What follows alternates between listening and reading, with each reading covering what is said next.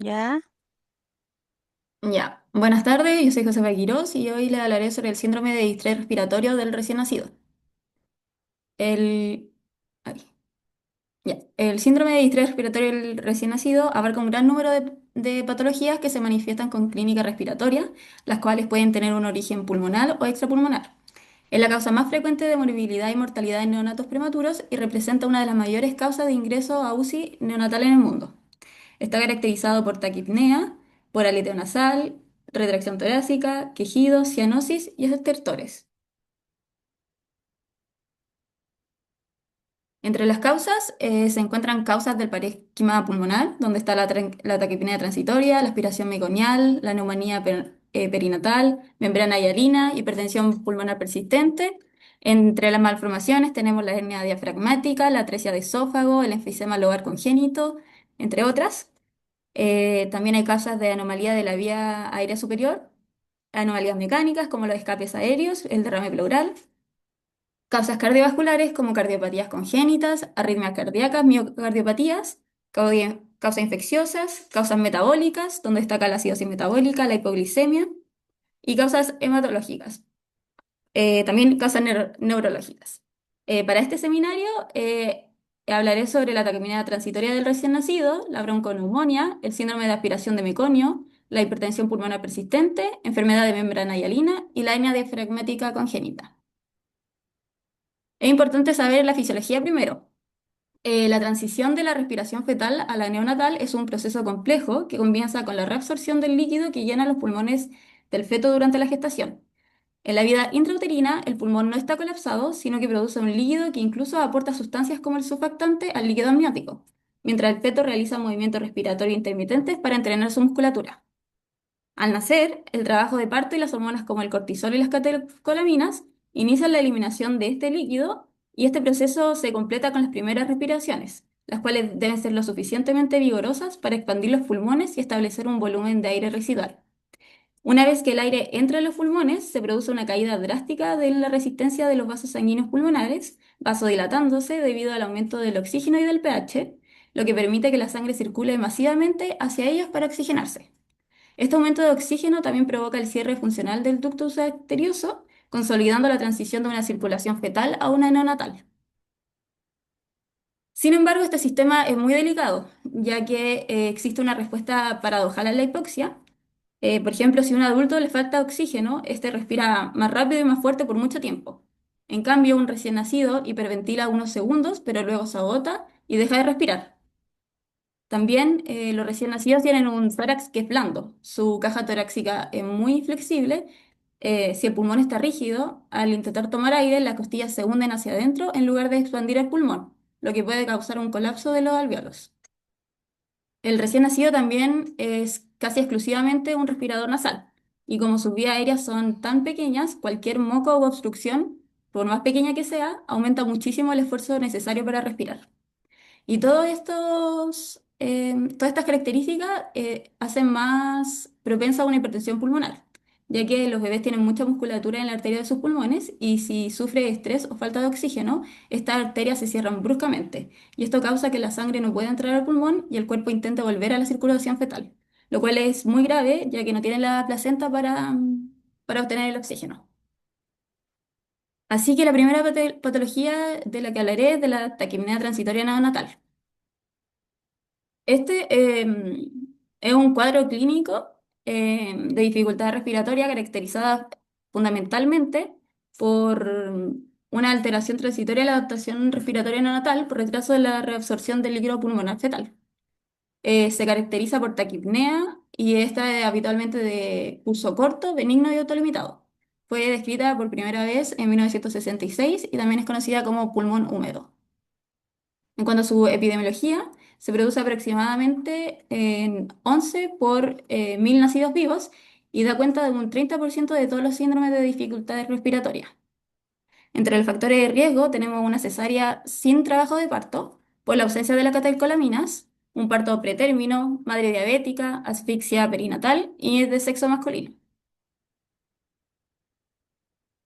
En cuanto a la fisiopatología, esta se debe ya que durante el periodo fetal el epitelio pulmonar es secretor y la producción de fluido alcanza de 5 ml kilogramo hora al término de la gestación. La secreción es mediada por canales de cloro en el epitelio alveolar, está en los neumocitos tipo 2, que lo transportan al espacio alveolar, y este líquido es fundamental para el desarrollo del pulmón. Días antes del parto, disminuye la actividad de los canales de cloro y con el inicio del trabajo de parto aumenta la adrenalina y el cortisol fetal que activan los canales de sodio epiteliales, los ENaC, que se encuentran en la misma zona que los canales de cloro, que reabsorben el sodio y el agua al interior del neumocito tipo 2 y de este pasa al intersticio pulmonar. La expresión de los ENaC es menor en prematuros y este switch de canales transforman el epitelio pulmonar de uno secretor a uno absorbente. Y esto es fundamental para el inicio de la adaptación respiratoria. Con la cesárea, cuando es electiva, este estímulo no sucede, por eso es un factor de riesgo. En cuanto a la clínica, esta está marcada por una dificultad respiratoria que es desde el nacimiento o en las 2 horas posteriores, por una taquipnea, por quejidos, cianosis y retracciones, que esto en las formas más severas de este cuadro, y la clínica se agrava en las primeras 6 a 8 horas y se estabiliza a las 12 a 14 horas y puede persistir con una respiración superficial con taquipnea durante 3 a 4 días. El diagnóstico, si bien existen hechos clínicos y radiológicos que caracterizan esta patología, debe ser un diagnóstico de exclusión. Em, los requerimientos de oxígeno son habitualmente bajos y son especialmente importantes para los diagnósticos diferenciales. Si estos superan una FiO2 mayor a 40%, se debe dudar de este diagnóstico. En una radiografía de tórax, los signos son inespecíficos, puede estar normal, puede haber refuerzo broncovascular iliar, presencia de derrame en cisura o una hiperinsuflación. En cuanto al manejo, acá se debe hospitalizar en neonatología, se debe mantener al paciente en una incubadora termoneutro, ya que así tiene menor consumo de oxígeno y menor metabolismo basal. Debe mantenerse en régimen cero por un riesgo de aspiración y debe tener su hidratación EB. Debe tener una FiO2 necesaria para una saturación entre 93 y 95 y siempre en este cuadro la FiO2 siempre va a ser menor al 40%. Si es mayor, entonces deberíamos pensar otra patología respiratoria. Uso de CPAP solo si es necesario y no existe una evidencia que diga que avale la utilidad de la furosemida y de los beta agonistas inhalados en esta patología. Pasando a la siguiente, tenemos el síndrome de aspiración meconial, que esta es una dificultad respiratoria del recién nacido con el líquido amniótico teñido de meconio, cuyos síntomas no se explican por otra causa. Esta se caracteriza por la presencia de dificultad respiratoria severa, que se manifiesta de forma precoz y progresiva con taquipnea. El meconio es una sustancia viscosa, estéril, verde oscuro, contiene mucos y ácidos y tiene un pH entre 7,1 y 7,2. Esta es una sustancia altamente irritante compuesta por bilis, enzimas pancreáticas y restos de piel. En cuanto a la epidemiología, aproximadamente el 13% de todos los nacidos vivos tienen un líquido amniótico teñido de meconio y de este, entre un 4 y un 5% de los niños desarrollan un síndrome de aspiración meconial. La incidencia de esta patología aumenta con la edad gestacional. Y en cuanto a la fisiopatología, el proceso comienza cuando el feto sufre hipoxia, que es cuando tiene falta de oxígeno durante el embarazo o el parto. Este estrés provoca que su esfínter anal se relaje y sus intestinos se muevan, liberando el meconio en el líquido amniótico. Al mismo tiempo, la falta de oxígeno estimula al feto a realizar movimientos respiratorios profundos o jadeos, lo que causa que este líquido contaminado y espeso entre directamente a sus pulmones. El meconio es una sustancia, como ya dije, altamente irritante, por lo que dentro del árbol bronquial actúa de 3 formas destructivas. Primero, genera una obstrucción mecánica de las vías aéreas. Al ser espeso, puede tapar completamente un bronquio, causando un colapso de esa parte del pulmón, causando una atelectasia, o crear un efecto de válvula donde el aire entra pero no sale. En segundo lugar, el meconio desencadena una neumonitis química y altera el funcionamiento pulmonar. Los componentes de la bilis y las enzimas pancreáticas son tóxicos para el tejido pulmonar y esto provoca una respuesta inflamatoria intensa con una liberación de citoquinas que dañan el parénquima. Además, el meconio inactiva directamente el surfactante y que esta es una sustancia necesaria para que los alvéolos permanezcan abiertos y esto agrava mucho más la dificultad respiratoria. Y finalmente, en los casos severos se desarrolla una hipertensión pulmonar persistente, que está una combinación de inflamación, ácido y falta de oxígeno, hace que las arterias de los pulmones se cierren con fuerza y eleva la presión en el lado derecho del corazón y obliga a la sangre a desviarse a través del ductus o foramen oval sin pasar por los pulmones para oxigenarse. En cuanto a la clínica, esta se da en un recién nacido a término o post-término, con uñas, cabello, piel y cordón teñidos de meconio. El síndrome tiene una aparición precoz que está caracterizada por taquipnea, quejidos, cianosis, un tórax abombado por la obstrucción, tipo tónel, con retracción intercostal y un aumento del diámetro antero-posterior del tórax. Acá se ocultan estertores húmedos, como roncus, y tiene un murmullo pulmonar disminuido. En casos severos se asocia a una asfixia neonatal, encefalopatía, compromiso multisistémico y debe sospecharse ante un cuadro de dificultad respiratoria de comienzo precoz en un neonato con hipoxia intraparto que precisó reanimación.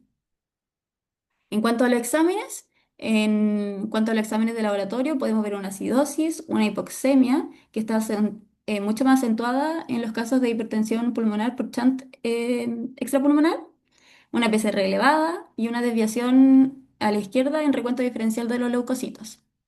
En cuanto a las imágenes, tenemos la radiografía de tórax, la cual es variable, y lo más característico es la heterogeneidad con presencia de condensaciones alveolares algodonosas y difusas. Del 40, en el 40% de los casos suele observarse el desarrollo de un neumotórax o un hemomediastino. En cuanto al tratamiento, este se realiza en la UCI neonatal, en un ambiente termoneutro, con régimen cero, hidratación EB, monitorización cardíaca de la presión arterial, respiratoria y saturación. Si hay una hipotensión, entonces hay que aplicar volumen y drogas vasoactivas. En cuanto a la oxigenación, incrementar hasta FiO2 60% para mantener una saturación mayor a 95 y si fracasa, que es en el 33% de los casos, entonces una ventilación mecánica. El óxido nítrico inhalado es un vasodilatador pulmonar y este se administra solo cuando hay presencia de hipertensión pulmonar persistente. En cuanto al surfactante, no se aplica en todos los casos debido a que no todos se van a beneficiar. Y antibióticos, hay dificultad para detectar una neumonía, por lo que se deja un antibiótico profiláctico y se piden hemocultivos. Si esto resulta negativo, entonces se suspenden a las 48 horas. Y el último recurso que tenemos es el ECMO, pero no es tan usado. Después tenemos la enfermedad de membrana hialina. Este es un síndrome de estrés respiratorio que se observa en el prematuro por déficit cuantitativo o cualitativo de surfactante pulmonar. Su denominación deriva de la observación histológica de las membranas hialinas que cubrían los alvéolos prematuros, los alvéolos de los fallecidos prematuros. Y en cuanto a su epidemiología, la incidencia y severidad es inversamente proporcional a la edad gestacional, lo que quiere decir que a mayor edad gestacional, menor incidencia y severidad. Y esto es ya que el surfactante pulmonar se secreta en las últimas etapas del embarazo. En, en la edad gestacional menor a 28 semanas, esta patología se observa en el 50 al 60% de los recién nacidos, en 30 semanas del 30 al 25% y los que son mayores a 34 a 37 semanas se observa solo en un 5%. La diabetes materna también aumenta la incidencia a cualquier edad gestacional y es la primera causa de morbilidad y mortalidad de origen respiratorio en el prematuro. El surfactante, importante mencionarlo, es una sustancia esencial para la respiración y es producida específicamente por unas células llamadas neumocito tipo 2. Estas comienzan a aparecer en el pulmón fetal entre las 20 y 24 semanas de gestación y su capacidad de producción puede ser estimulada por hormonas como los corticoides y las hormonas tiroideas. Tiene una función vital que es reducir la tensión superficial dentro de los alvéolos. Y los factores de riesgo para esta patología son la prematuridad, como ya decía, el sexo masculino, la diabetes gestacional, asfixia perinatal, hipotermia y un embarazo gemelar.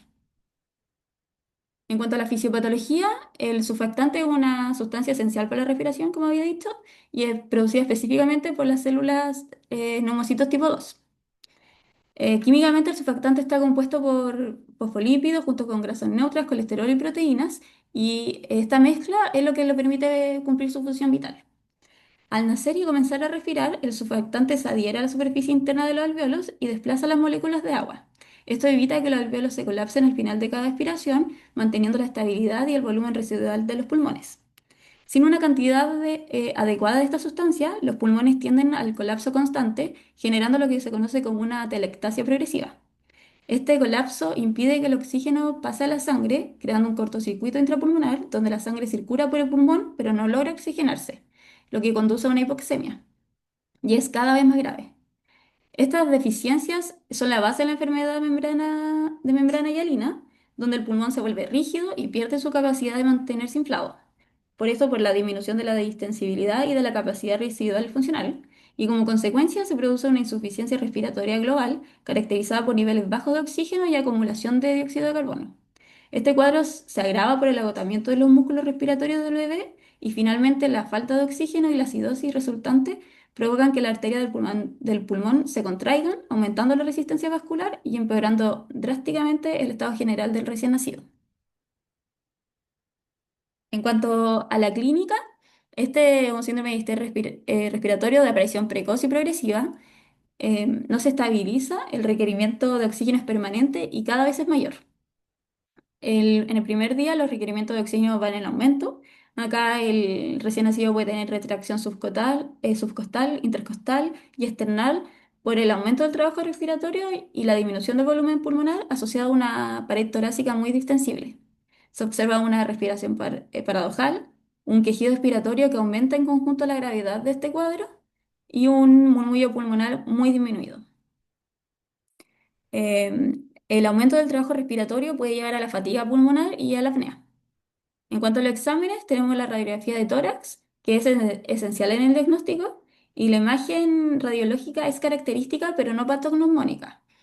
Muestra un aumento de la densidad pulmonar homogénea, descrita como un vidrio esmerilado, sobre la cual contrastan imágenes de broncograma aéreo, y el volumen pulmonar está característicamente disminuido.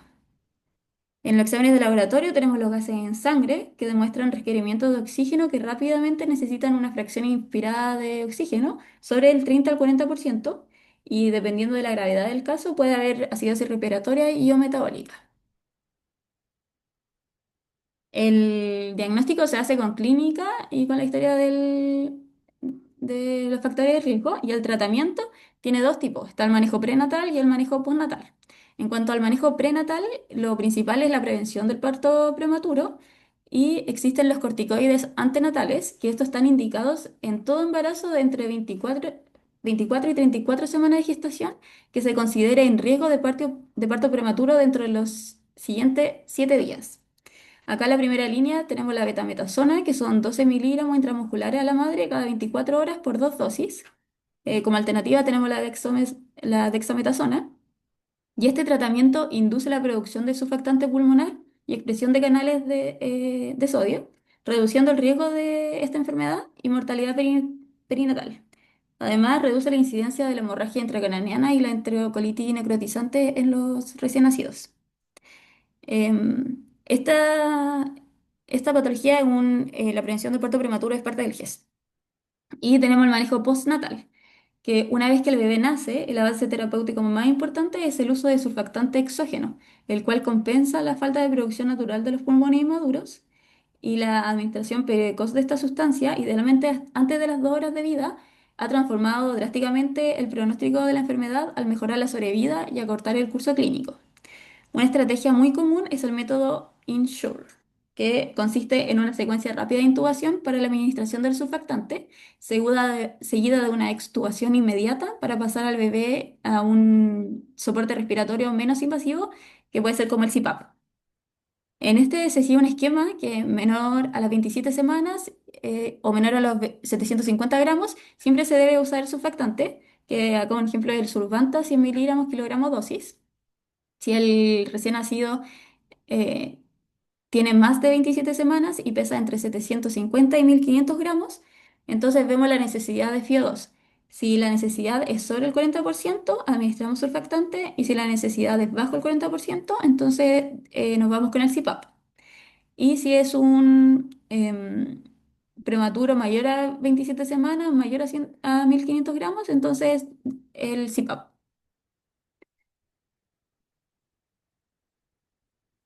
Ya. Después tenemos los escapes aéreos. Los escapes aéreos se definen como una acumulación de aire extraalveolar y se describe hasta en el 1% de los recién nacidos, especialmente los de término, aunque solo el 10% de este 1% son sintomáticos. En cuanto a la etiología, la causa más común del síndrome de fuga de aire es la ventilación mecánica inadecuada en los pulmones frágiles e inmaduros. Tiene factores de riesgo, que en este caso serían la prematuridad, el bajo peso de nacimiento, maniobras de reanimación, bulas pleuropulmonares, síndrome de distrés respiratorios como uno aspirativo meconial, neumonía, taquipnea transitoria, ventilación mecánica y la hipoplasia pulmonar. En cuanto a la fisiopatología, tenemos un aumento de la presión intrapulmonar que nos lleva a una sobredistensión alveolar, ruptura y escape aéreo. Este aire se desplaza desde el intersticio, siguiendo las estructuras bronquiovasculares y puede extenderse hacia el espacio pleural, mediastino, cavidad pericárdica, peritoneal y celular subcutáneo. El primero que vamos a hablar es del neumotórax. El neumotórax consiste en una acumulación de aire fuera del alveolo debido a la ruptura de estructuras alveolares o vías aéreas pequeñas que migra hacia otras cavidades o espacios anatómicos. Esto ocurre en el 1% de los recién nacidos vivos, siendo más frecuente en los de término. Sin embargo, solo el 10% son sintomáticos. En cuanto a la etiología, la causa principal es la ventilación mecánica, como decía, y cuando hay inadecuada o agresiva, y también puede ocurrir de forma espontánea en recién nacido a término con una respiración irregular o una patología pulmonar subyacente. En cuanto a la fisiopatología, el aumento de la presión intrapulmonar genera una sobredistensión alveolar que termina en ruptura. El aire escapa hacia el intersticio y sigue las vainas broncovasculares, pudiendo extenderse hacia el espacio pleural, que sería el neumotórax. En los factores de riesgo está la prematuridad, ventilación mecánica, presión positiva o compresión positiva y el uso de catéter venoso central. El tratamiento, o sea, el cuadro clínico tiene un deterioro respiratorio rápido, retracciones, cianosis, disminución de ruido respiratorio, desplazamiento de tonos cardíacos. Y el tratamiento es distinto dependiendo de cómo se presente. Si son asintomáticos, entonces hay que hacer una observación de 24 a 48 horas. Cuando son sintomáticos, se debe poner un oxígeno al 100% y en casos graves o ventilación mecánica, entonces hay que hacer una punción evacuadora con aguja o tubo pleural con sello de agua. Y en cuanto al seguimiento, acá hay que hacer una monitorización continua, una vigilancia hemodinámica y un control radiográfico, ya que podemos tener un riesgo de neumotórax a tensión o un colapso pulmonar. El enfisema intersticial es una acumulación de aire en el intersticio pulmonar por ruptura alveolar y generalmente secundaria a ventilación mecánica con presiones elevadas. En los factores de riesgo tenemos el barotrauma o volutrauma por la ventilación mecánica, prematuridad, displasia broncopulmonar, sepsis y neumonía. Y este ocurre porque el aire se filtra en el intersticio, comprimiendo alveolos sanos, deteriorando el intercambio de gases. Em, Puede tener distintas complicaciones que puede evolucionar hacia un neumotórax o un neumomediastino con riesgo de confusión con displasia broncopulmonar. Tenemos luego el neumomediastino, que esta es presencia de aire en el mediastino como parte del espectro de fuga de aire extraalveolar. Y acá los factores de riesgo, tenemos una ventilación mecánica, ruptura alveolar y factores de riesgo generales de un escape aéreo. Cuanto a la fisiopatología, es una migración del aire desde el intersticio, siguiendo las estructuras broncovasculares hacia el mediastino. Em, Sí. En cuanto al seguimiento de complicaciones, acá tenemos radiografía de tórax seriada y monitorización para detectar un neumotórax masivo o un taponamiento cardíaco. Y acá hay una infografía sobre los distintos escapes aéreos de los que hablé y como sus cosas principales. Después tenemos la neumonía neonatal, que esta es un cuadro de dificultad respiratoria causada por un agente infeccioso que afecta al parénquima pulmonar, ya sea con natal o adquirido durante la hospitalización. Puede comenzar dentro de horas del nacimiento como parte de un síndrome de sepsis generalizada o días después, limitada a los pulmones. Eh, Su presentación puede ser connatal o tardía y acá la connatal es la precoz y esta ocurre en menos del tercer día de vida y la nosocomial o tardía es cuando ya ocurre luego de los 3 días de vida, de las 72 horas. Y el momento de aparición determina su etiología y su tratamiento, así que hay que estar muy pendiente de eso. Tiene factores predisponentes que la inmadurez del sistema inmune celular y humoral, los cilios respiratorios subdesarrollados y la baja cantidad de macrófagos pulmonares. En cuanto a la neumonía connatal o de inicio precoz, esta se presenta dentro de los primeros 3 días de vida y es adquirida de la madre a través de los siguientes mecanismos, que puede ser aspiración intrauterina de líquido amniótico infectado, transmisión transplacentaria desde la circulación materna, aspiración durante el parto o inmediatamente después de este de líquido amniótico y o secreciones vaginales infectadas. Los organismos presentes en este caso, el principal agente causal es el Streptococcus galactiae y algunos estudios consideran que sería responsable de aproximadamente el 57% de los casos de neumonía precoz. Y otras bacterias que producen sepsis precoz son la Escherichia coli, la Listeria, el Haemophilus influenzae, el Streptococcus aureus y la Klebsiella. Y dentro de los agentes virales tenemos que considerar al virus herpes simple. Acá otros virus menos frecuentes, el enterovirus, el adenovirus, la rubiola y el citomegalovirus. Tenemos factores de riesgo clave, que es la ruptura de membrana prolongada, mayor de 18 horas, la corioamnionitis materna, parto prematuro y la colonización vaginal materna. En cuanto a la neumonía de inicio tardío, esta es luego de los 3 días y puede ocurrir durante la hospitalización o luego del alta hospitalaria y generalmente es originada por microorganismos presentes en el ambiente hospitalario, o sea que son nosocomiales, y transmitidos por recién nacido infectado, personal infectado o equipo contaminado. Los microorganismos pueden ingresar a través de soluciones de continuidad en mucosa traqueal o bronquial o a través del torrente sanguíneo. Acá los agentes más comunes son el aureus, el epididymitis, la Klebsiella, la Pseudomonas aeruginosa, la Chlamydia trachomatis. Y también hay numerosos virus que se han asociado a la neumonía tardía, entre ellos está el virus sincicial, el adenovirus, el enterovirus, parainfluenza y el rinovirus. La cándida es una causa rara de neumonía tardía, pero se debe considerar como un agente etiológico, sobre todo en recién nacidos que pesan menos de 1500 gramos, en recién nacidos multiinvadidos y con terapia antibiótica de amplio espectro. Acá los factores de riesgo clave, una ventilación mecánica prolongada, un pobre lavado de manos del personal de salud o un paciente multiinvadido. En cuanto a la clínica, em, la neumonía de inicio precoz está el distrés respiratorio de inicio precoz, que puede asociarse a una letargia, apnea, taquicardia, inestabilidad térmica, distensión abdominal y eventualmente signos de mala perfusión que pueden progresar hasta el shock. Algunos pacientes desarrollan una hipertensión pulmonar asociada. Y en cuanto a la clínica tardía, tenemos un deterioro de la condición de base del recién nacido. También tienen signos inespecíficos, que está la apnea, la taquipnea, la inapetencia, distensión abdominal, ictericia, vómitos, dificultad respiratoria y signos de shock. Los pacientes que se encuentran ventilados presentan un deterioro en su condición respiratoria, con aumento de requerimiento de oxígeno y de parámetros ventilatorios, y ocasionalmente se observan secreciones mucopurulentas a la aspiración bronquial. En cuanto al diagnóstico, todos los recién nacidos que presenten una clínica sugerente de neumonía neonatal deben ser estudiados de una forma oportuna para descartar distintas patologías.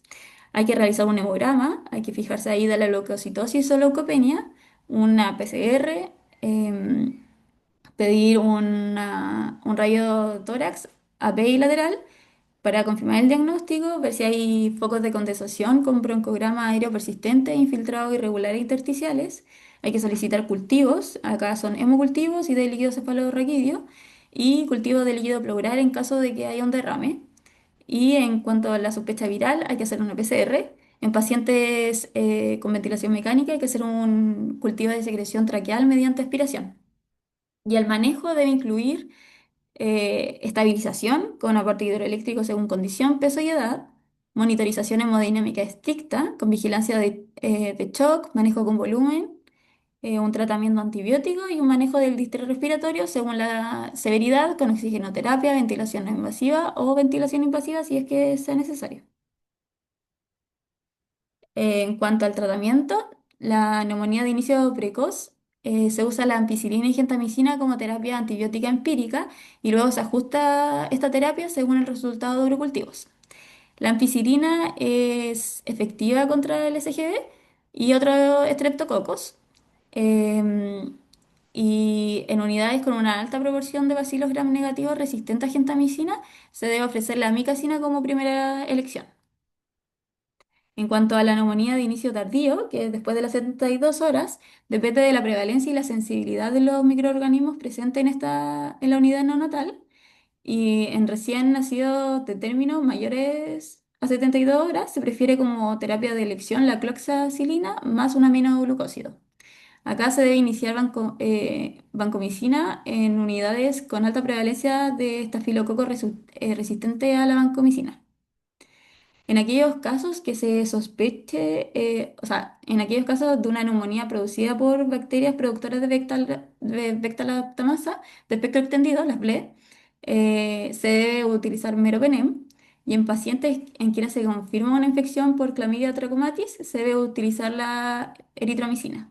Y acá la duración de la terapia depende del patógeno causante y de la respuesta del paciente, pero en general se recomienda que si son infecciones evidentes sin un germen demostrado, entonces sea un tratamiento antibiótico de 7 días. En neumonía no complicada, con germen identificado, de 10 a 14. Y si esta neumonía se asocia también con una infección del sistema nervioso central, entonces de 14 a 21 días.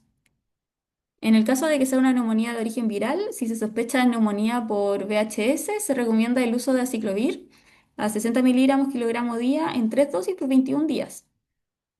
Y si se sospecha que es por VRS, no se recomienda el uso de ribavirina, sino que se recomienda la profilaxis con palivizumab, que es efectiva y en la actualidad está indicada solo en población de riesgo por su alto costo.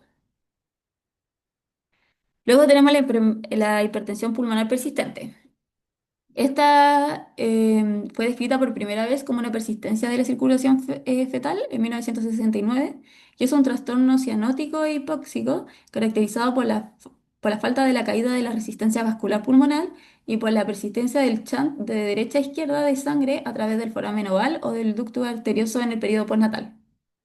En cuanto a la epidemiología, la incidencia de esta patología es entre el 0,43 y 6,6 por 1000 nacidos vivos y es más común en los recién nacidos casi a término y de término. La gravedad de la hipertensión pulmonar persistente está probablemente relacionada con el amplio espectro de factores etiopatogénicos, algunos de los cuales pueden influir negativamente en los resultados terapéuticos. En cuanto a su fisiopatología, durante la vía intrauterina la circulación se caracteriza por una resistencia vascular pulmonar elevada y una resistencia sistémica baja, lo que permite que los ventrículos trabajen en paralelo gracias a la presencia del ducto arterioso y el foramen oval, manteniendo un chant de derecha a izquierda. Esta alta resistencia vascular pulmonar fetal se debe a la vasoconstricción arteriolar y el colapso pulmonar y la tortuosidad de los vasos, destacando que la capa muscular se desarrolla principalmente al final de la gestación, por lo que es menor en prematuros. Las arterias pulmonares son extremadamente sensibles, contrayéndose ante la hipoxia y acidosis y relajándose con el aumento del oxígeno y pH. Al nacer, el patrón cambia a una circulación en serie debido a que la resistencia vascular pulmonar cae rápidamente tras el inicio de la oxigenación y la ventilación mecánica, lo que expande el pulmón y su lecho vascular. El inicio de la respiración y la oxigenación pulmonar generan la expansión del pulmón y la apertura de su lecho vascular. El aumento del oxígeno actúa como un potente vasodilatador pulmonar y junto con los estímulos mecánicos derivados del incremento del flujo sanguíneo, estimula el endotelio a liberar vasodilatadores, lo que provoca una caída rápida y marcada de la resistencia vascular pulmonar. Finalmente, en el periodo postnatal, la capa muscular de las arteriolas se reabsorbe progresivamente mediante la apoptosis durante las primeras 2 semanas de vida. Si este proceso se retrasa, el lumen vascular permanece estrecho, lo que aumenta la reactividad de la arteriola ante estímulos vasoconstrictores. Entonces, la patogenia de la hipertensión pulmonar es un proceso complejo y multifactorial que puede tener un origen funcional, estructural o una combinación de ambos. Debido a esta complejidad, la afección suele ser difícil de tratar únicamente con vasodilatadores y existen dos formas principales. Tenemos primero la hipertensión pulmonar funcional, que en esta variante el aumento de la resistencia vascular pulmonar se debe exclusivamente a la vasoconstricción de las arteriolas y se subdivide en dos grupos. Tenemos la idiopática y la secundaria. En cuanto a la idiopática, esta se origina por factores genéticos o constitucionales que incrementan la sensibilidad de las arteriolas a estímulos que las contraen o bien reducen la liberación y acción del óxido nítrico. Y tenemos la secundaria, que esta es la más frecuente, que es causada principalmente por asfixia en el 80 y 90% y sepsis. El mecanismo puede ser directo a través de la hipoxia y acidosis o indirecto mediante la liberación de sustancias vasoactivas como endotelina, tromboxanos y radicales libres o por la acción de fosfolípidos de la pared bacteriana en casos de infección. Tenemos también la hipertensión pulmonar estructural, que en esta forma la resistencia vascular pulmonar elevada es consecuencia de cambios físicos en la circulación, donde la vasoconstricción pasa a ser un efecto secundario. Y sus características principales incluyen la remodelación, que acá hay una reducción del lumen de las arteriolas debido al engrosamiento de su capa muscular media, la extensión muscular. Acá hay una presencia de músculo liso en ramas intracinares que normalmente carecen de fibras musculares. Y la hipoplasia, que en algunos casos se asocia a un desarrollo vascular disminuido, lo que reduce el tamaño de la red vascular pulmonar. En cuanto a la clínica, em, el signo más importante es la cianosis central persistente que no mejora con la administración de oxígeno asociado a gran labilidad en la saturación arterial periférica. Esto se manifiesta por desaturaciones frecuentes frente a cualquier estímulo exógeno, tal como enfrentamiento, estímulos auditivos visuales, desacoplamiento con el ventilador, etc. Siempre se debe descartar que exista una cardiopatía congénita cianótica con una ecocardiografía. Y al examen físico vamos a encontrar cianosis y a la auscultación un reforzamiento o desdoblamiento del segundo ruido cardíaco y un soplo de regurgitación tricúspide. Acá también vemos cianosis, hipoxemia persistente, taquipnea, dificultad respiratoria y una diferencia de saturación pre y postductal que es mayor o igual al 10 o al 15% y esto orienta a una hipertensión pulmonar. Es importante saber que la no presencia de esto no excluye este diagnóstico. En cuanto a los exámenes, acá tenemos los gases arteriales, que se deben tomar una muestra de sangre arterial preductal, que sería de la arteria radial o temporal derecha, y otra postductal, que sería del catéter arterial umbilical. La diferencia de la presión de oxígeno pre-postductal sería mayor o igual al 15 mililitros de mercurio, y esto orientaría a una hipertensión pulmonar. En cuanto a la radiografía de tórax, esta permite objetivar la patología pulmonar. Ecocardiografía, este es un examen de elección para hacer el diagnóstico de hipertensión pulmonar y permite descartar cardiopatía congénita cianótica. También nos permite medir la cuantía de la hipertensión, lo que nos orienta en cuanto a la gravedad y el pronóstico del caso. Acá hay una imagen de cómo sería el preductal y el postductal. Acá una ecocardiografía y cómo sería el corazón. En cuanto al manejo, hay medidas generales de soporte, que acá tenemos la nutrición, que es un aporte precoz de aminoácidos. La termorregulación, hay que evitar la hipotermia o sobrecalentamiento. Hay que mantener un equilibrio metabólico, un equilibrio ácido-base, una sonda nasogástrica con una aspiración continua y una mínima estimulación ambiental. En cuanto al manejo respiratorio y oxigenación, la ventilación mecánica debe ser gentil, buscando establecer una capacidad residual funcional óptima y evitando el daño pulmonar. Y los objetivos gasométricos incluyen una normoxia, que hay que mantener la presión de oxígeno entre 50 y 60 milímetros de mercurio, sin exceder los 80. Y normocapnia, que es mantener la presión de dióxido de carbono entre 35 y 45, permitiendo una hipercapnia leve. Y esto en casos específicos, eso sí, como una hernia diafragmática congénita. Y los vasodilatadores pulmonares, el óxido nítrico inhalatorio es el tratamiento de elección para mejorar rápidamente la oxigenación. Está aprobada por la FDA para los neonatos mayores de 34 semanas y se indica cuando la inspiración de oxígeno es superior a 15 a 20, entre 15 y 20. La dosis recomendada es de 5 a 20 ppm, advirtiendo que con dosis mayores puede causar efectos adversos y que su suspensión brusca puede generar un efecto rebote. Se estima que entre un 30 y un 40% de los pacientes no responden al tratamiento y generalmente esto es debido a un mal desarrollo vascular. Y por último tenemos la hernia diafragmática congénita. Este es un defecto congénito del cierre del diafragma que permite la inhalación de vísceras abdominales al tórax, hacia el tórax, comprometiendo el desarrollo pulmonar y generando hipoplasia e hipertensión pulmonar persistente. En cuanto a la epidemiología, la incidencia de la hernia diafragmática congénita es aproximadamente de 1 a 4 de cada 10.000 nacidos vivos y varía según la población. Hay un estudio que dice que es ligeramente mayor su frecuencia en la población masculina, pero esta no está en todos los estudios. En cuanto a la etiología, sigue siendo incierta.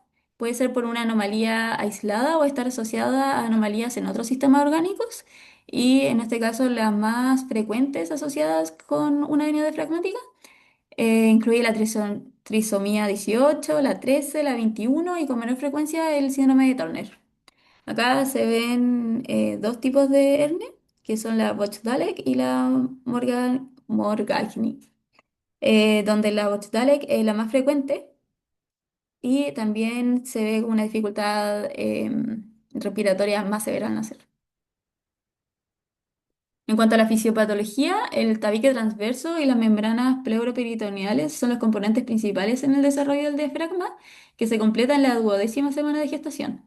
Cualquier alteración en la formación de las membranas pleuroperitoneales puede provocar una discontinuidad diafragmática y esto causa la hernia diafragmática congénita.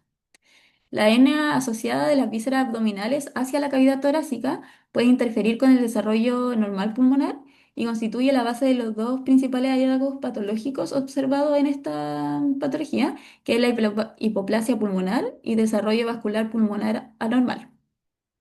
La hipoplasia pulmonar se refleja en una marcada disminución de las generaciones de las vías respiratorias, bronquiolos terminales y alveolos, y es bilateral, pero afecta de mayor manera al pulmón del mismo lado del defecto en comparación al otro pulmón. Y también hay una remodelación anormal del vascular pulmonar que provoca el engrosamiento de las paredes mediales arteriales con potencial para desarrollar una hipertensión pulmonar persistente. También se observa hipoplasia y disfunción del ventrículo izquierdo que pueden empeorar la hipertensión pulmonar.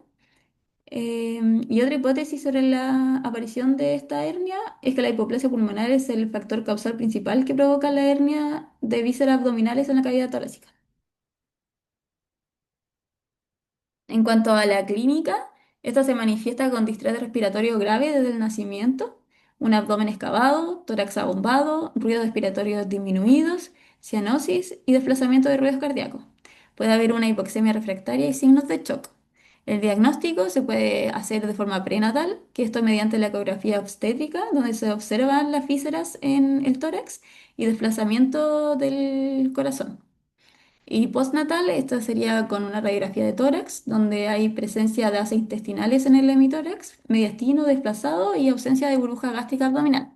Eso se confirma con un ecocardiograma para evaluar una hipertensión pulmonar. En cuanto al manejo, es importante tener un manejo general, que es fundamental estabilizar al paciente antes de la cirugía. Hay que hacer una intubación inmediata al nacer, evitando el uso de bolsas autoinflables para no insuflar el estómago y una instalación de una sonda nasogástrica para descomprimir. Hay que evitar la hipoxia, la hipercapnia y la acidosis. En cuanto al tratamiento específico, la intervención quirúrgica se realiza una vez esté estabilizado el paciente, idealmente tras el control de la hipertensión pulmonar, y se utiliza el óxido nítrico si hay hipertensión pulmonar y ECMO en el caso de hipoxemia refractaria. Entonces, como conclusión, el disterio respiratorio neonatal comprende un amplio espectro de patologías con mecanismos fisiológicos diversos, pero con una manifestación clínica común que es la dificultad respiratoria. En la práctica clínica, el abordaje debe ser sistemático, priorizando la estabilización, oxigenación adecuada y la identificación precoz de la causa subyacente. El tratamiento debe individualizarse según la etiología y la gravedad, y hay que utilizar estrategias ventilatorias gentiles y un soporte integral. Un manejo oportuno y racional es la clave para disminuir las complicaciones y mejorar la evolución del recién nacido. Acá hay una infografía sobre las distintas patologías de las que hablé. Está la taquicardia transitoria, la enfermedad de membrana hialina, hipertensión pulmonar, hernia diafragmática, escape aéreo y la neumonía neonatal. Muchas gracias. Muy buena presentación, muy buena, muy buena. Y entretenida también con Los monitos. eh, los monitos, las letras y todo eso, ¿ya? Pero hay un pero, Pero. ¿ya? ¿Mm? Hay dos peros. El primer pero es que te faltaron fotitos, ¿ya? Fotos de Ah, sí. radiografía de tórax, ¿ya? Sí. Importante. La de taquipnea transitoria, bien, puedes mostrar otra que sea más severa, por ejemplo. Por ejemplo, las de enfermedad de membrana hialina, Ujú. podría mostrar unas que son más severas, ¿ya? Más Ya. severas, ¿cachai? Y de acuerdo también a la prematuridad, porque mientras más prematuro se es, más enfermedad de membrana hialina hay, Sí. ¿ya?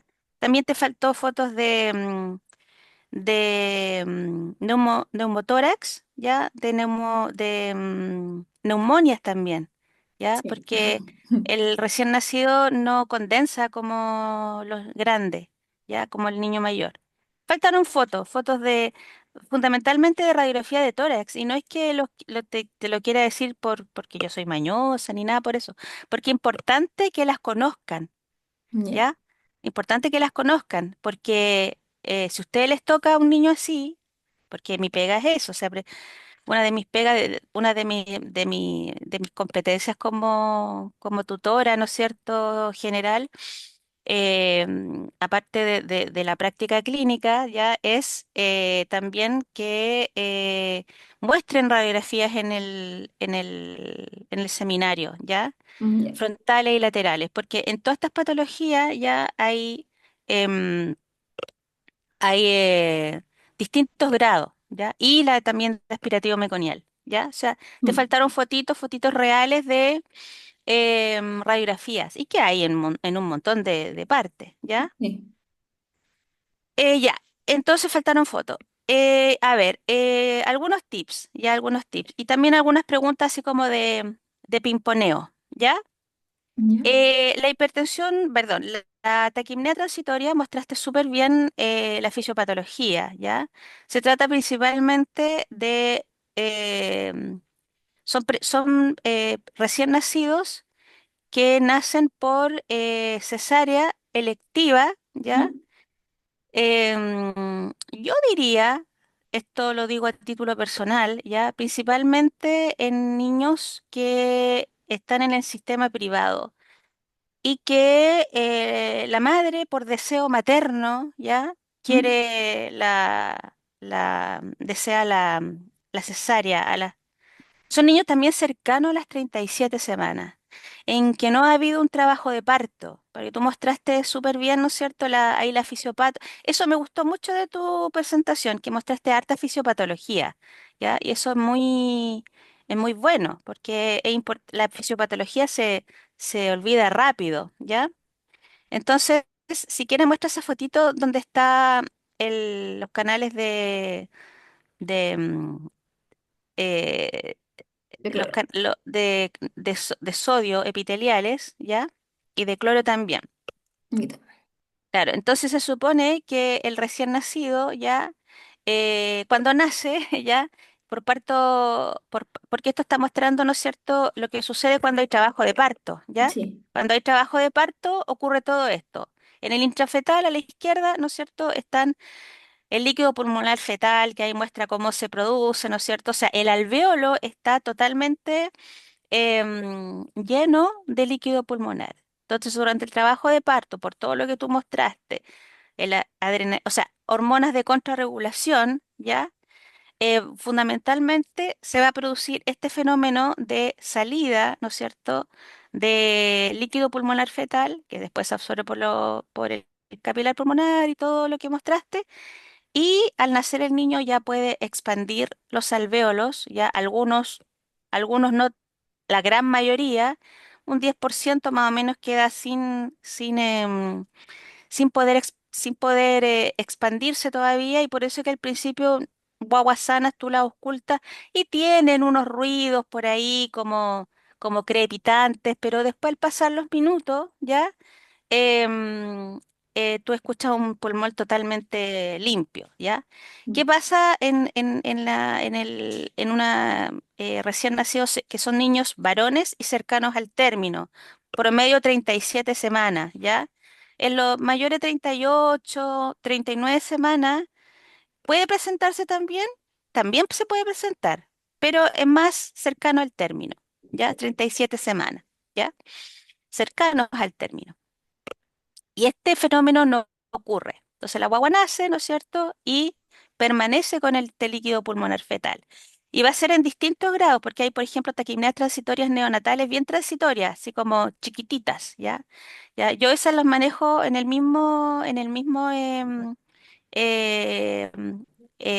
en el posparto, en el post cesárea inmediata. Ya las dejo en posición prono, un poquito de oxígeno libre, ya. También tratamos de darle calostro al niño, ¿Mm? ya. Y fíjate que el calostro algo hace. No te estoy diciendo que la comunidad científica demuestre la importancia del calostro, ¿ya? Pero andan bien. Ya cuando uno ve que después de un rato el niño sigue con una FIO2 mayor a 40, uno dice, ya hay que hospitalizar a este niño porque siempre se ha dicho, y tú lo nombraste bastante bien, y yo refuerzo la idea, es que mayor a 40 FIO2 se dice que ya se va enmascarando la taquipnea transitoria, ¿ya? Y probablemente es otra patología, ¿ya? ¿Y qué otra patología? Y aquí te hago el pimponeo. ¿Qué otra patología podría ser? Podría ser una hipertensión pulmonar persistente. Claro. ¿Qué otra? Nómbrame unas tres más. Si tiene como los ruidos, entonces podría ser también un síndrome de aspiración meconial, como los Claro, ruidos también húmedos. meconial. Sí, pero el punto es que en el aspirativo meconial, ¿ya? ¿Mm? Eh, habitualmente el niño nace con el meconio. Sí, Ya suponte que sí. no tiene meconio. Ah. Em, Tú puede tener, mostraste una foto al principio, disculpa que te interrumpa, de todas las patologías que pueden producir taquimnea. sí. Ya, Ah, ahí ya. mostraste al principio. Porque Bueno, del distrés respiratorio del recién nacido, como tú muy bien lo dijiste, puede ser eh, a ni- solamente a nivel pulmonar, pero ujú, también pueden ser extrapulmonares, ¿es sí. cierto?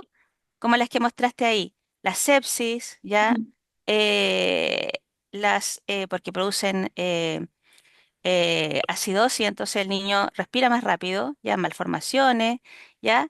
Ya dije sepsis también, y causas también cardiológicas, po, ¿ya? sí. Cardiopatías congénitas también. Uno puede, no está ahí, ¿o no? Cardiopatías Sí, está. congénitas. Ya, Ahí. vale, sí.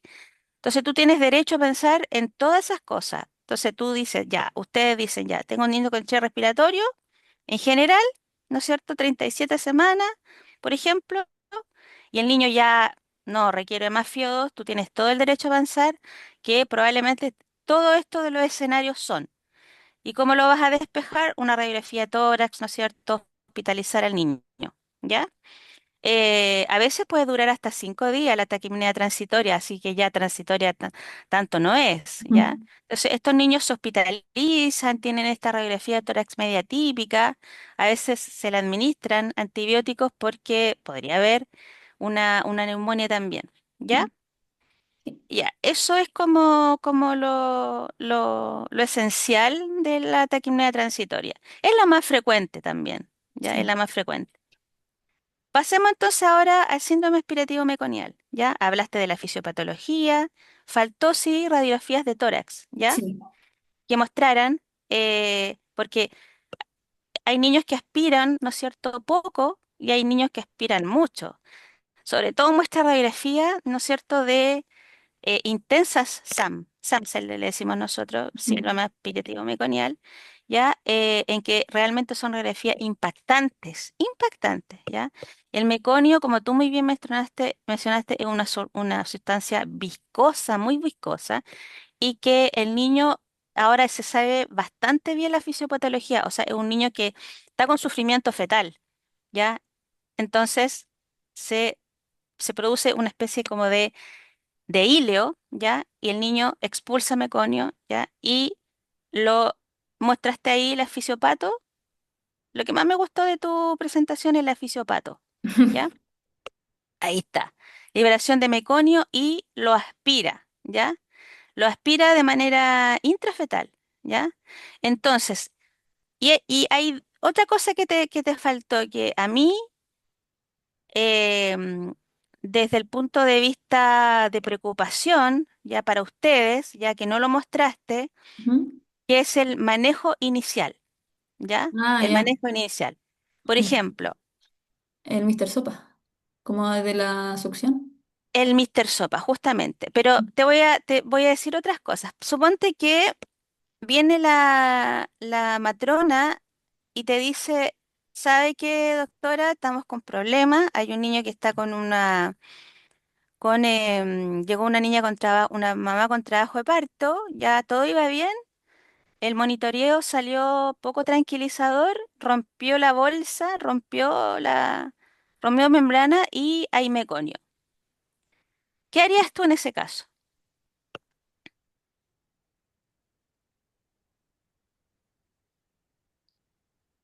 ¿O qué se Mm. te ocurriría hacer con ese paciente?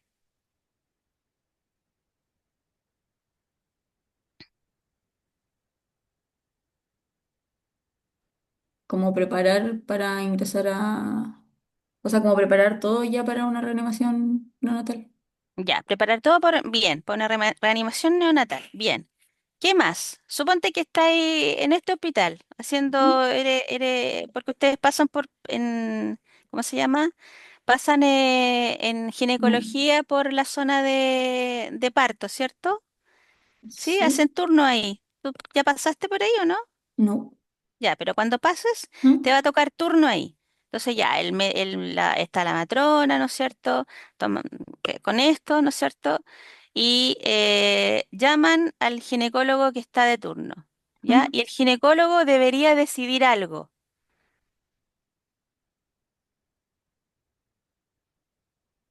Debería, a ver, te voy a hacer la pregunta de otra manera. El ginecólogo va y dice, el niño está en sufrimiento fetal agudo, entonces, por lo tanto, vamos a Interrumpir el interrumpir. ¿Y qué va a pedir? pabellón. Pabellón, cesárea. Ujú. ¿Ya? Porque a ese niño hay que sacarlo inmediatamente.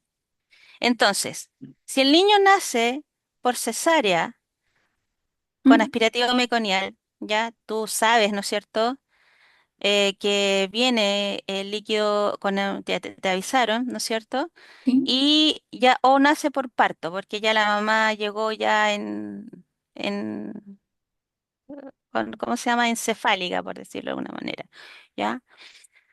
Entonces, el niño nace con meconio. Entonces, en tu mente, em, ¿qué es lo primero que tú deberías, o sea, cómo decirlo? Eh, en tu mente de lo que has leído, ya, porque esto a mí lo que me interesa, que ustedes aprendan el abordaje. lo inicial, ¿ya? Porque tú de ahí te saltaste al manejo de neonatología, Mm, ¿cachai? Entonces, esa parte como que faltó, el manejo de estos niños, ¿ya? Del síndrome aspiratorio meconiano. Entonces, ¿qué es lo primero que tú tienes que saber una vez que el niño sale del canal de parto o de la cesárea? está obstruido. No, piensa un poquito. Es que no entiendo la pregunta. ¿Cómo es lo primero que tengo que saber? A ver, tú recibes, recibes al recién nacido, ¿ya?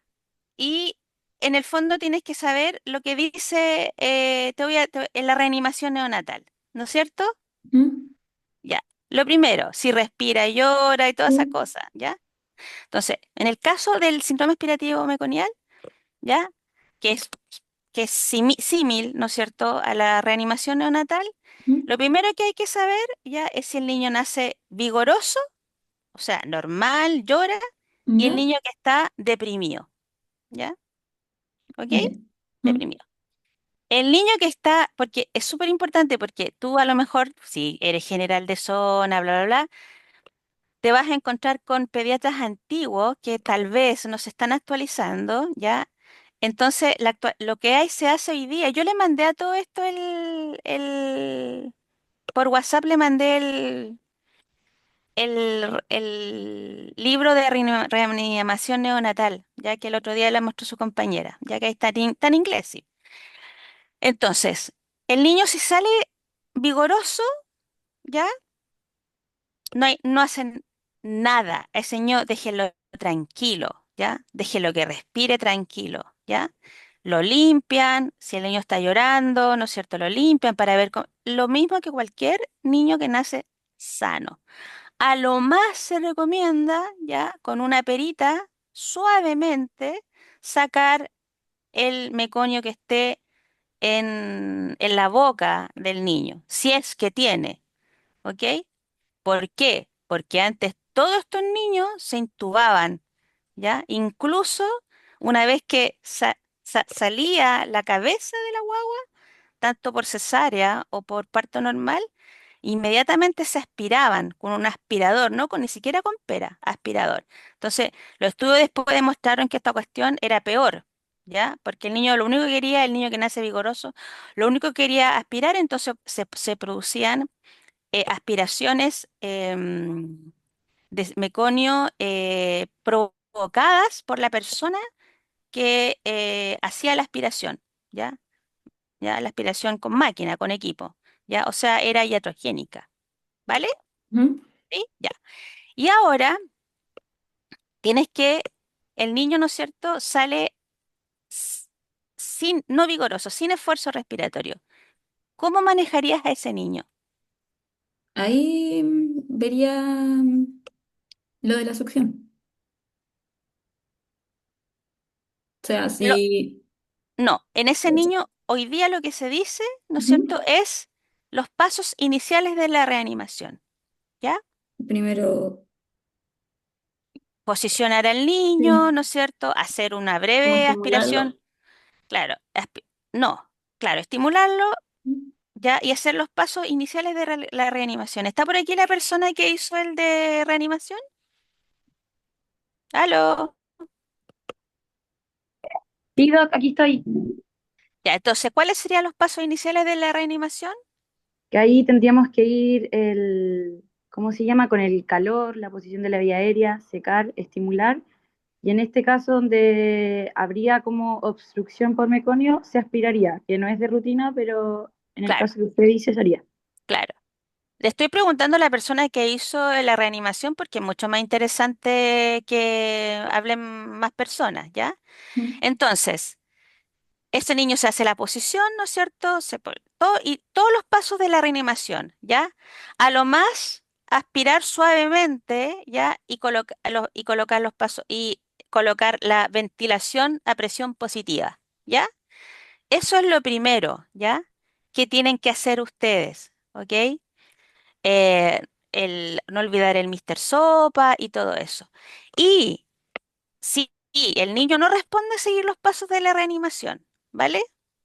Hay una parte en que ustedes probablemente tengan que intubar. Ahí al intubar, ahí se puede considerar, ¿no es cierto?, un aspirador con equipo para sacar la cantidad de meconio mayor posible e intubar inmediatamente, ¿ya? Después de los pasos iniciales de de la reanimación, ¿ya? Ahora, ¿por qué se cambió de forma con el niño que no nace vigoroso, ¿ya?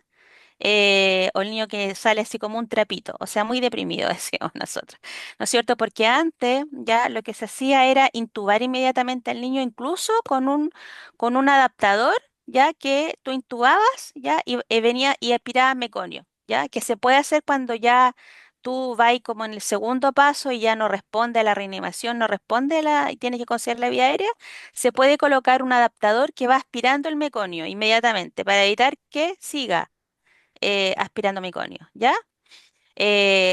Pero si no lo tienen, tienen que intubar nomás, ¿ya? Tienen que intubar eh, y bueno, ahí, ¿no es cierto?, colocar estas cuestiones para cinta, para especiales para poder sujetar el,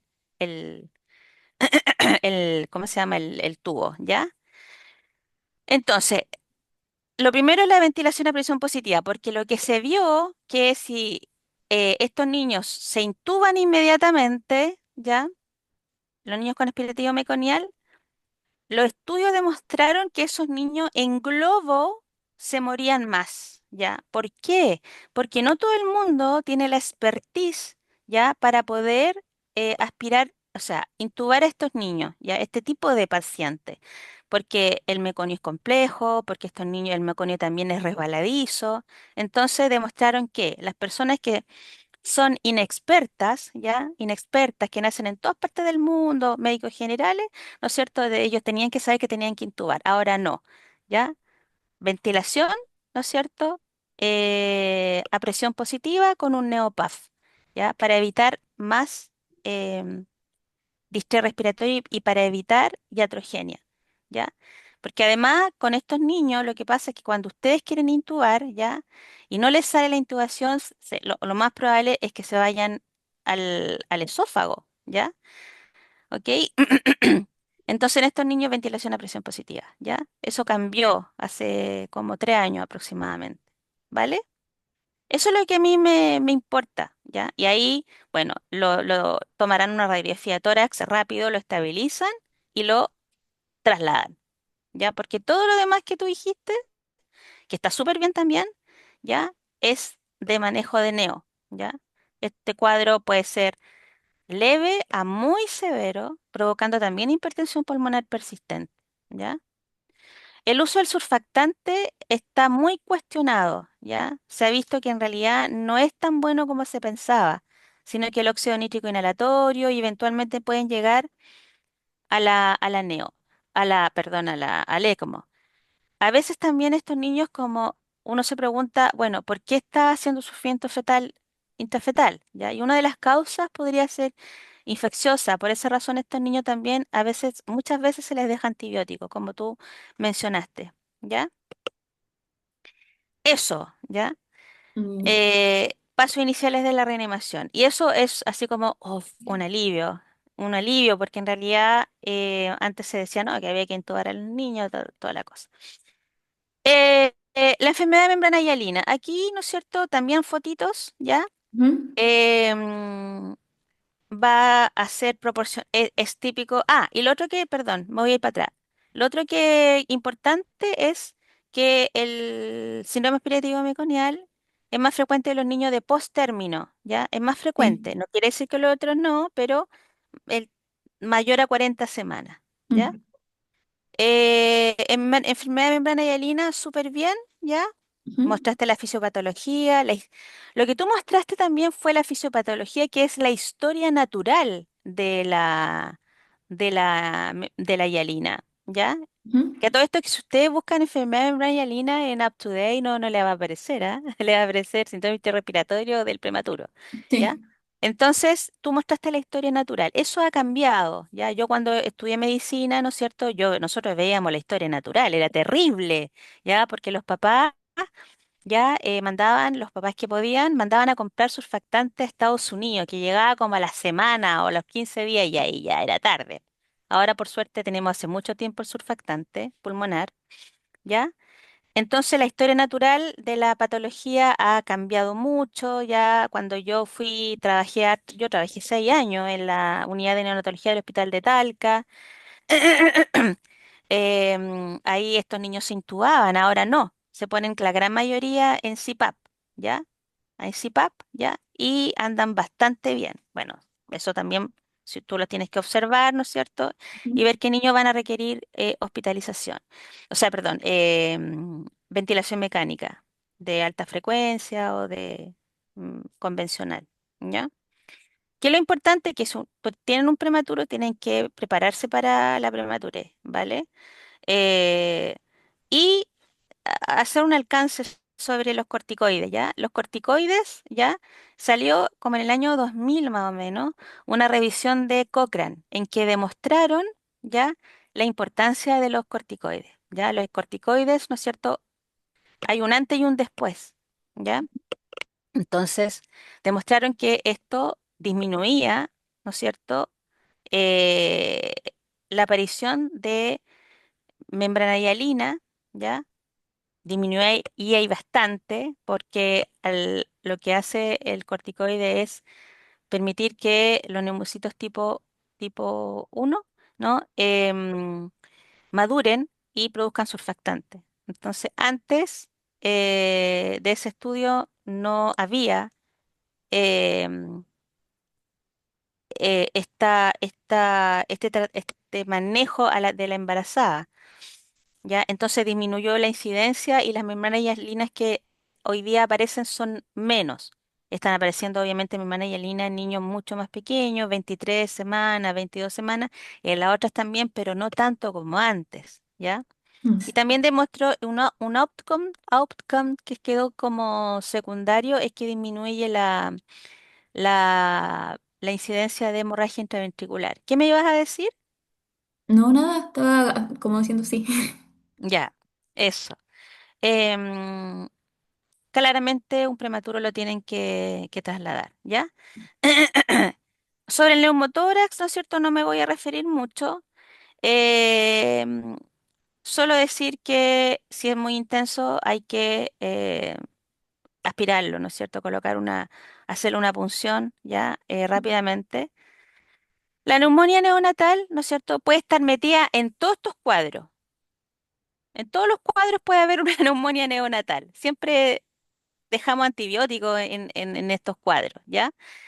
Cuando ya la cosa, uno dice, ya, si el SAM, ¿no es cierto? O el taquipnea transitoria se pasa del tiempo, ¿no es cierto? El número de la FIO2, ¿no es cierto? La concentración de FIO2 mayor a 40. En los prematuros también, ¿no es cierto? Se deja antibióticos, ¿ya? Porque una de las causas de trabajo de parto prematuro puede ser la infección. Entonces, eso. Y la neumonía neonatal, ¿no es cierto? Ahí hay un antes también y un después, porque acuérdense, y lo vamos a ver en infección neonatal, por lo tanto lo voy a decir como más superficial, Mm. hay búsqueda activa, ¿no es cierto?, del estreptococo grupo B, ¿ya? Sí. Y eso ha disminuido, ¿no es cierto?, por lo menos tanto las neumonias como las infecciones neonatales por este grupo, quedando como bueno, no sé si en primero o segundo lugar, Escherichia coli. Ya explicaste súper bien por qué se utiliza la ampicilina y un aminoglicósido. El aminoglicósido fundamentalmente va a cubrir gram negativos como Escherichia coli, ¿ya? Mm. Em, lo otro es que hablaste, porque las tardías, ¿no es cierto?, pueden ser de la comunidad. Sí. Ya se va la guagua para la casa, de la comunidad y ahí están todos los virus, ¿no es cierto? Neumococos también pues, si el niño nació por parto vaginal, ¿no es cierto? Puede ser otra bacteria, como una listeriosis que tenemos en Chile, ¿no es cierto? Y hablaste, aquí hubo un pequeño, o sea, un error más o menos para aclararlo, ¿ya? Ujú. Dijiste que se colocaban los anticuerpos monoclonales en un grupo reducido de pacientes.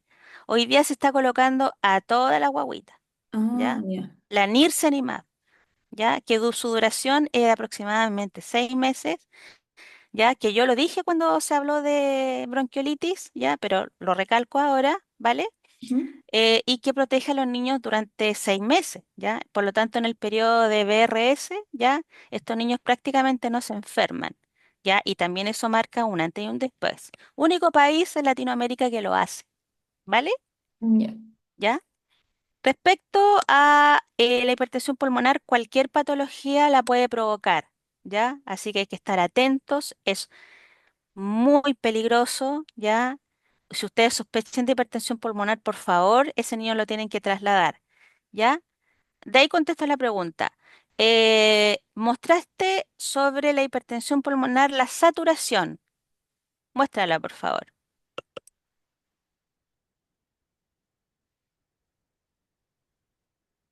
Que hay un error ahí en la foto. Me di Mm. cuenta.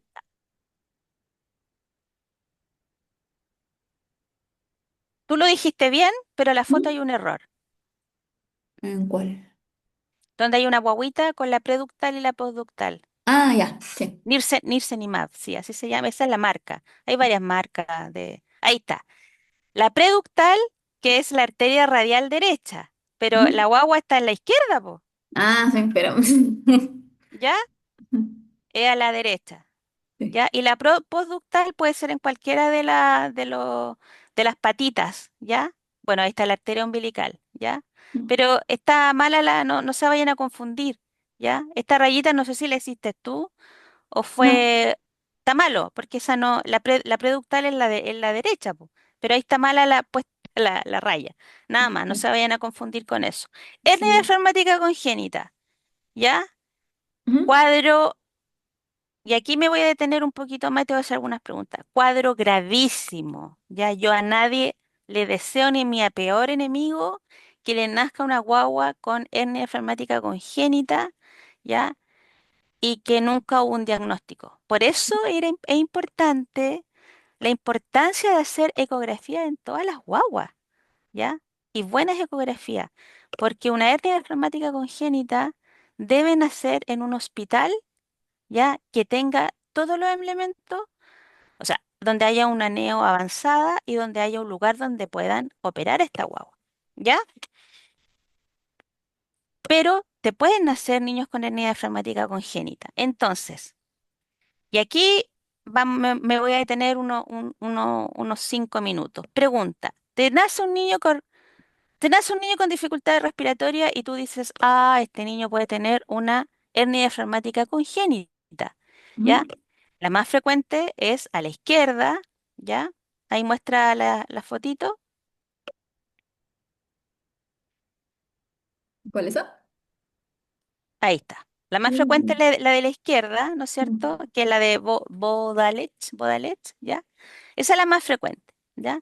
Entonces tú dices, ya, este niño no responde a la ventilación positiva, ¿no es cierto? No responde al neopaf y se está agravando cada vez más, ¿ya?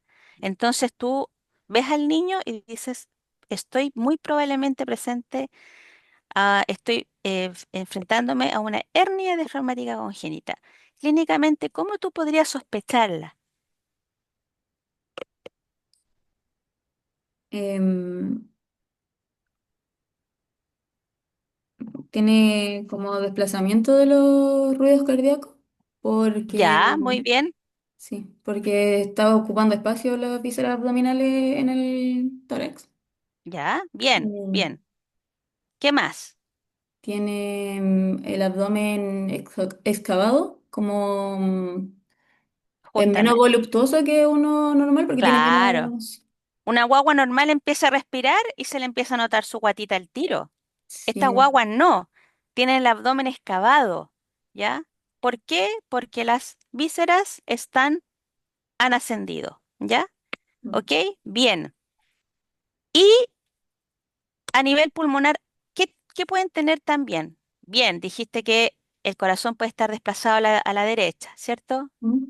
Y a nivel pulmonar, qué otra cosa puedes o qué otro elemento clínico te puedes dar cuenta a la Tiene ocultación? que están disminuidos los ruidos. ya, a derecha, ¿cierto? Por el desplazamiento, Ujú. ¿ya? Y en este caso a la izquierda, ¿qué podrías escuchar? Ya, una disminución de los ruidos. ¿Y qué más podrías escuchar? Como ruido de hidroaéreo. Claro, ruidos hidroaéreos. Ruidos hidroaéreos, ¿ya? Entonces tú decís, chuta, tengo aquí muy probablemente una hernia diafragmática congénita, ¿ya? Lo intubas, si pueden ir alguien rápidamente a tomarle una radiografía, y ahí por eso la importancia de las radiografías, ¿ya? Que las subas con radiografía, porque tú Mm. ves las imágenes, ves así, literal, tú ves intestinos en el pulmón, cuadro grave. Estos niños, por eso que no se los deseo, estos niños hay que intubarlo y más encima es una monointubación, ¿ya? No lo puede, esto tiene que hacerle dos cosas al mismo tiempo. Intubación, ya, monointubación, es decir, al pulmón que está sano, en este caso el de la derecha. Y a su vez, meterles rápidamente una sonda de aspiración continua. ¿Por qué crees tú de la sonda de aspiración continua? Por el riesgo de broncoaspiración. No, O, perdón, no hice bien la ¿cómo? pregunta. Una sonda de aspiración continua al estómago.